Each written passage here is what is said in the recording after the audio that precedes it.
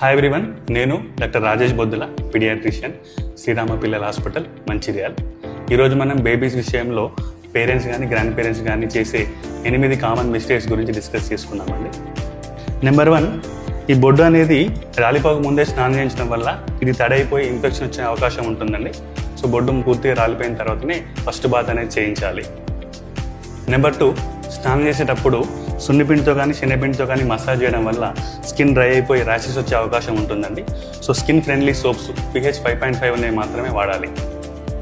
Number 3, babies ముక్కు sharp కావడానికి అని చెప్పేసి ముక్కును బట్టి గట్టిగా మసాజ్ చేస్తూ ఉంటారు. ఇది చాలా డేంజరస్ అండి. దీనివల్ల పర్మనెంట్గా డిఫార్మిటీస్ వచ్చే అవకాశం ఉంటుంది. సో ఎలాంటి మసాజ్ చేయకూడదు. నెంబర్ 4, బేబీ బ్రెస్ట్ పెద్దగా ఉందని చెప్పేసి నిప్పులు పట్టుకొని ప్రెస్ చేస్తూ ఉంటారు. యాక్చువల్లీ మదర్ హార్మోన్ వల్ల అలా అనిపిస్తుంది. సో అది నార్మల్ అయిపోతుంది. సో ఇట్లా ప్రెస్ చేయడం వల్ల నిప్పుల దగ్గర ఇన్ఫెక్షన్ వచ్చే అవకాశం ఉంటుంది. నెంబర్ 5, బేబీకి ఆయిల్ మసాజ్ మంచిదే అండి. కానీ ఆ ఆయిల్ ముక్కులో కానీ చెవులో కానీ వేయడం వల్ల నిమోనియాస్ కానీ చెవులో ఇన్ఫెక్షన్స్ కానీ వచ్చే అవకాశం ఉంటుంది.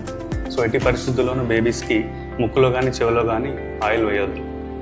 నెంబర్ 6, పాలు తాగే బేబీస్లో కోలిక్ పెయిన్ రావడం అనేది సహజం అండి. సో సరైన అవగాహన లేకపోవడం వల్ల కొంతమంది బేబీస్కి ఇనుప సూదుతో వేడి చేసి బొడ్డు చుట్టూ కాలుస్తున్నారు.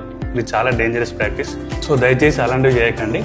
నెంబర్ 7, బేబీస్కి మోషన్ రావట్లేదని చెప్పేసి మోషన్కి వెళ్ళే దగ్గర చింతపండు సోపు పెడుతున్నారు. దీనివల్ల ఇన్ఫెక్షన్స్ వచ్చే అవకాశం ఎక్కువ ఉంటుంది. నెంబర్ 8, సమ్మర్ ఎండలు బాగున్నాయని చెప్పేసి 6 monthsలో బేబీస్కి వాటర్ పట్టిస్తున్నారండి. యాక్చువల్లీ మదర్ మిల్క్లోనే కావాల్సినంత వాటర్ ఉంటుంది. ఇట్లా బయట నుంచి వాటర్ ఇవ్వడం వల్ల బేబీస్కి ఇన్ఫెక్షన్స్ వచ్చే అవకాశం ఎక్కువ. ఇంకా మీకు ఏమైనా డౌట్స్ ఉంటే కింద కామెంట్స్లో మెన్షన్ చేయండి. Thank you.